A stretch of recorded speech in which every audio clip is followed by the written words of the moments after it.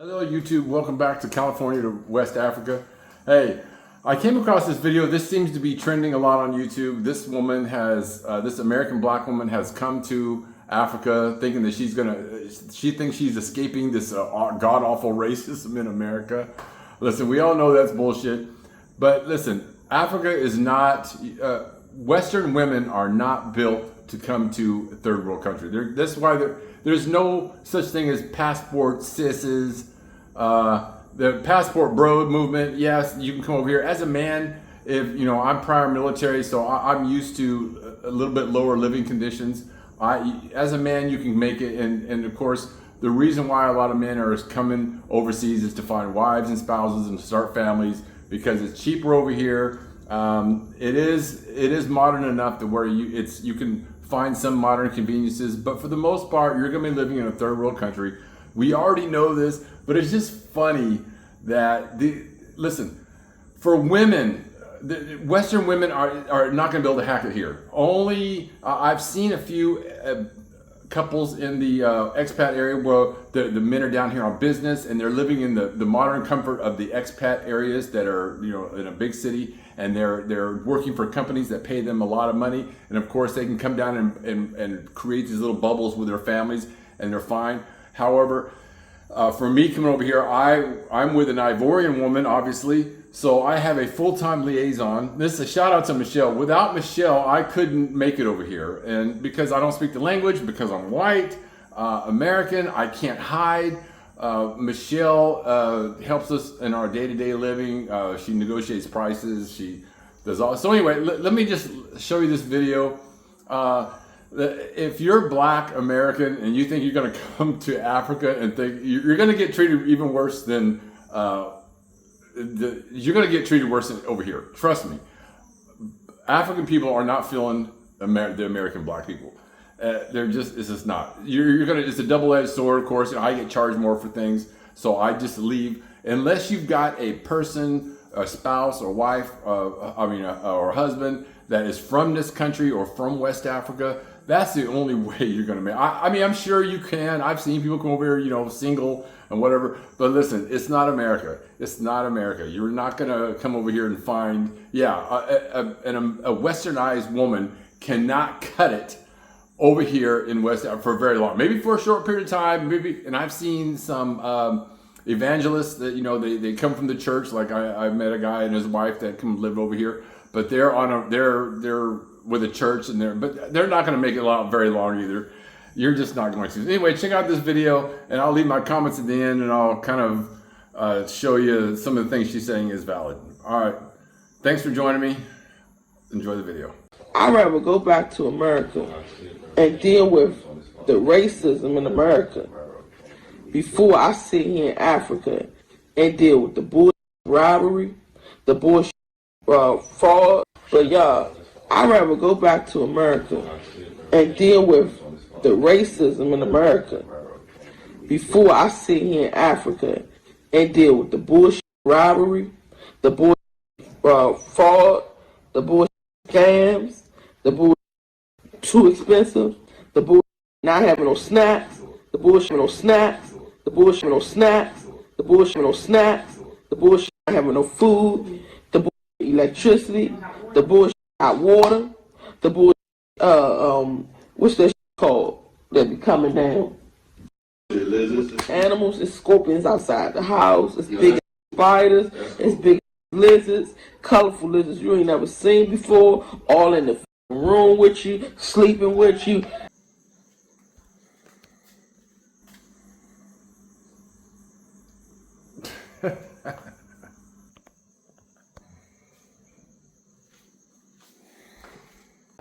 all the people trying to scam you when you go outside thinking you rich, so they trying to get more money off of you. I'm really trying to wrap my head around this. I'm really trying to wrap my head around how are Americans coming to Africa and being happy. Please comment down below, because for me, I'm ready to go. And I always used to say, if it's up to me, it will be. And I'm going to go out to Africa and make it happen. No, I don't want to. I want to take my businesses back to America. I want to open up shop back in America, open up my dentist office and all the stuff that I was going to do out here in America. steady electricity, and the only time our electricity get cut off is when we don't pay the bill. And we got it so good now, we got prepaid electricity, so if we forget to pay the bill, we put some money on that prepaid thing and it comes right back on in 2 minutes. In less than 2 minutes. This right here didn't come on for 14 hours yesterday. I can't deal. I love the people. Don't get me wrong, when I'm outside, I'm having fun. I love the people. But when I come back to reality, when you come back home, home is where the heart is, right? When you come back home, you're supposed to feel comfortable, you're supposed to be happy. I'm not happy. To live in a house where you look outside and all you see is turkeys and ducks and chickens and sheeps and... You got a lot of balls showing yourself around here. They just ate this whole field. Now they're looking for something else to eat. So 7 p.m. on Friday, but the traffic is always like, this is why I don't really care about owning a car here in Bingerville, Cote d'Ivoire, near Abidjan. We're in Yango, and here is all, we're at the market, we're at a crossroads, we're about 2 or 3 miles from the house. It's taking us 20 minutes to get up here. This is the market. So it is just non-stop traffic, and it's like this all the time. Abidjan has such bad traffic that even if you own a car, you're not going to get anywhere any faster. It's better just to use public transportation if you're Ivorian. Of course, a lot of foreigners have cars here, but they just get stuck in traffic. You can't keep a car nice. You're going to get dinged up. The roads are terrible, although they're better than other African countries. Actually, Ivory Coast does have good roads, but compared to maybe Ghana or compared to Nigeria, Nigeria has terrible roads. This is the market where you come get your fruits and stuff. It's a lot cheaper than in the grocery store. But yeah, you're not gonna. There's no fast food places around here. We can go to the mall, so they have little oasis spots where you can go to a mall. But then when you go there, you're gonna be paying Western prices because anybody that goes there obviously can afford to live to go to those malls, and they have a big enough expat community of people from Europe and like France, Belgium, Switzerland, and not very many Americans, like I've said before in my previous videos.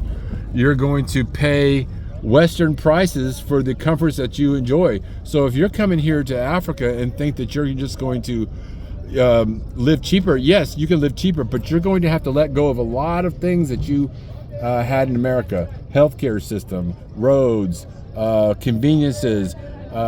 They have little stores like, here's a little store right here. It'll be little markets like that. We can go in and get basic milk, eggs, the baguettes. But anytime you want to get anything that's even close to Western foods, like here, this is public transportation right here. This is what most Ivorians are using to get to work. They got to crowd on these little tiny buses in this badass traffic. So I understand what the girl was saying in the video. And it's a different story if you come here as a black. If you're coming here as a black person from America or Europe, you're not going to get treated. You're going to get treated actually worse. Not only are they going to treat you, they're not going to be quick to service you like in restaurants, and they're not going to accept you as one of their own. You're going to be foreign, and then on top of that, you're black. So Africans are not really feeling American black people. So yeah, if you think you're going to come here and get some kind of, even for me, I do get treated well. I get treated well, but the downside of that is I get charged everything. So unless you've got a permanent liaison like I do, I have an Ivorian woman that takes care of all when we have to negotiate for prices, when we even to get cabs. Now, of course, we can call you, like we're in a Yango right now, and we can have the price for that is set, so that's no problem.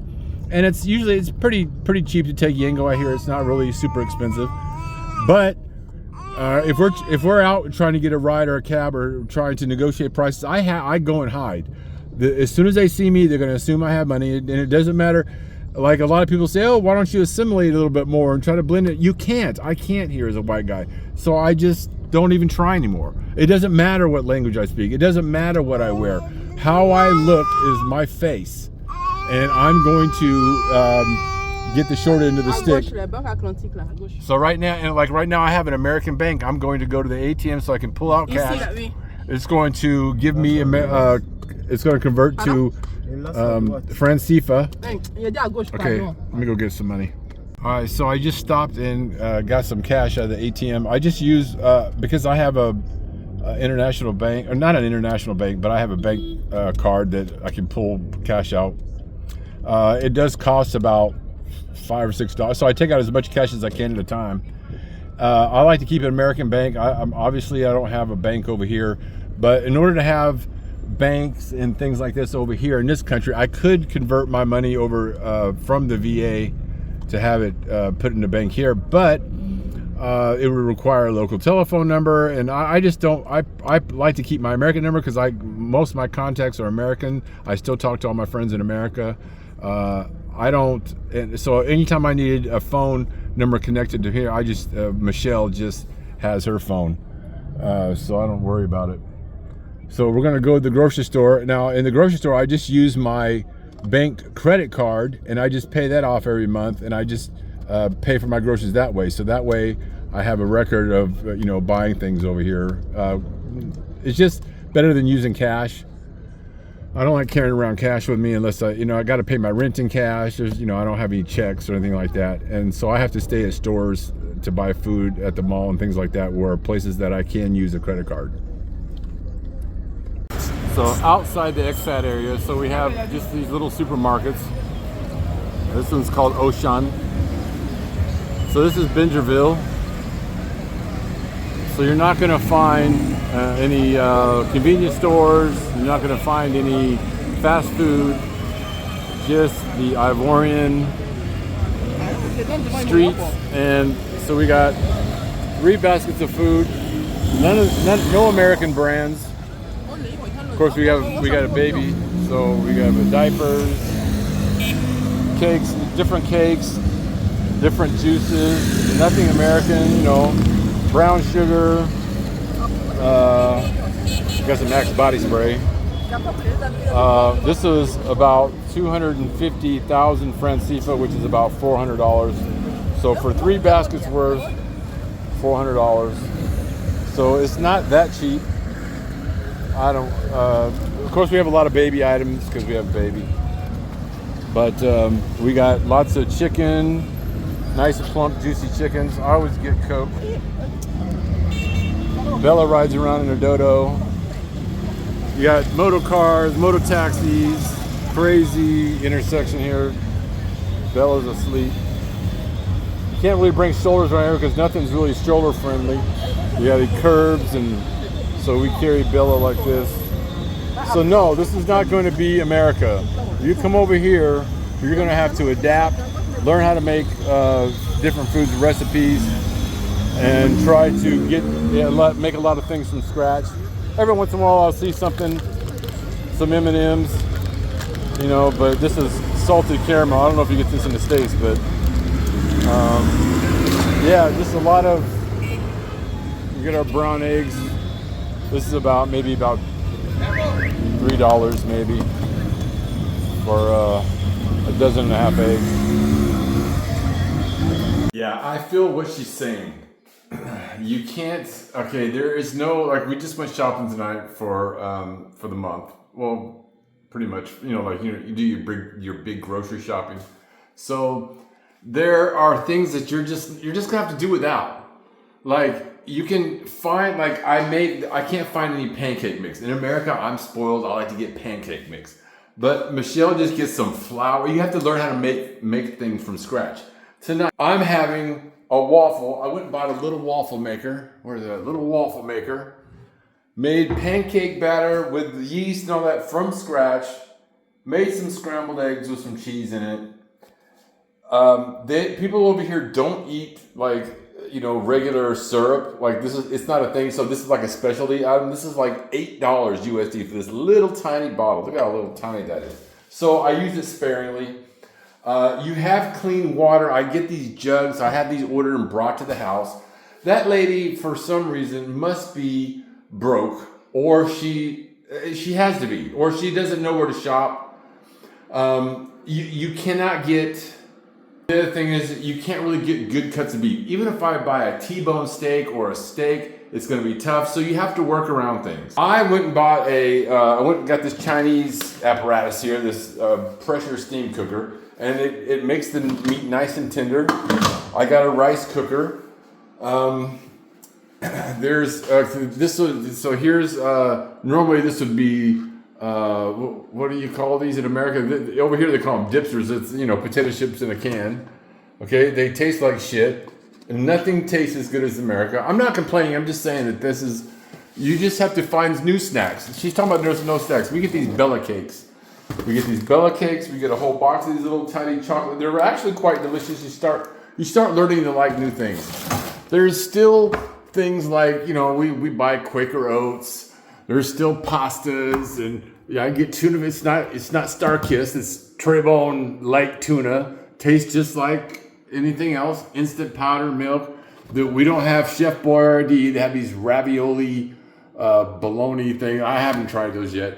I buy green tea. I make my own tea and put sweetener in it. This is the mayonnaise they have, aromatic. It doesn't taste like regular mayonnaise, but it's close enough. Pasta's pasta, no matter where you go. These are a popular cookie. These little long de chat. It's like little wafers. It's like vanilla wafers. I drink. They have regular coffee. I just drink Nescafe Classic. I buy sugar in these little salt and sugar in these little packets. You can buy some. Everything's gonna be in French, so you're not gonna see any name brands. You have to go and find out what the ingredients are. If there's something that you like, you have to cook at home. This is the juice that's here. You're not gonna get sun-kissed. You're gonna get ananas, which is pineapple, and nectar orange, citrus. This is the milk that you buy. Yeah, it's gonna be. You're gonna have to. You don't have a regular stove. We don't have gas. There's no gas hookups, so you're gonna have to cook with propane. I just went and bought this little stove at the. I keep it outside because we live in a brick house. I don't want to have it heat up the house. And the house is just like a tin roof. This is part of my backyard. This goes off to a bathroom back there. This is our little small. We don't even use. She's worried about hot water. We haven't even used our hot water because it's 90 degrees every day. So when the water comes out almost room temperature. I don't miss hot showers. Yeah, I mean, the power has gone off a few times. Nothing for long because Ghana and Nigeria is really bad on power, but Cote d'Ivoire has a little better infrastructure, so you're not running out of power. We pay the power as we go. There are some big spiders that come in here. I don't think there's anything dangerous. We keep. I'll tell you what we do. Is because we get a lot of mosquitoes and there is malaria problems. We put fly strips up. I know it's not the best. We got a bug zapper. We try to keep the holes plugged because bugs will come down in the holes there, so we keep it plugged up. You got to worry about malaria. So the mosquitoes are very low. When you sleep, we have to put little bug covers on. It's not America, you know what I mean? Like you're gonna have to do some things. Here's one thing. See, now we know where black people in America get these bonnets. This is Africa, right? Yeah. She only wears her bonnet in the house. Not like in America where they just wear their bonnet all 24 hours a day. This is an African cat. Look how small this cat is. This is a regular sized cat in Africa. All the cats are small. I don't know why. Hi, Ginger. Yeah, it's you have to improvise. You have to. This and that lady is not starving. That lady is not starving. Look at her. Oh, and I'm surprised too because the food is actually healthier here. You're not getting processed or chickens pumped full of hormones. You're getting straight out of the farm, whatever. Yeah, I don't know. I don't know what that. I understand what that lady's talking about, but how did she not know? How did she not know? Did she not go visit Ghana first? When I went to Nigeria, I knew within the first week what I was going to be into. But listen, I'm an ex-military guy. I've lived up in Iraq in the desert for nearly a year. I lived in Korea up on the DMZ. I'm quite at home without, living in camping type situations. And this is not like camping. You know what I mean? Like, it's, I don't know. Africa is not cut out for women that, or any foreign women that are from a Western country that want to come live in Africa. This is a place where only a man, someone like me that is coming to look for a relationship, because men don't want Western women. We don't want them. We're tired. And so the big exchange is you get better quality of women here than you will in the United States if you happen to like African women. I happen to like African women, so it works out well. So everything's in the plus side. Everything, you know, there's pros and cons, but the pros outweigh the cons. So anyway, I just wanted to show you this video. Check out what this lady says. It's so funny. And yeah, go back to America. And look, and I'm sick of hearing about racism. We all know it's bullshit. I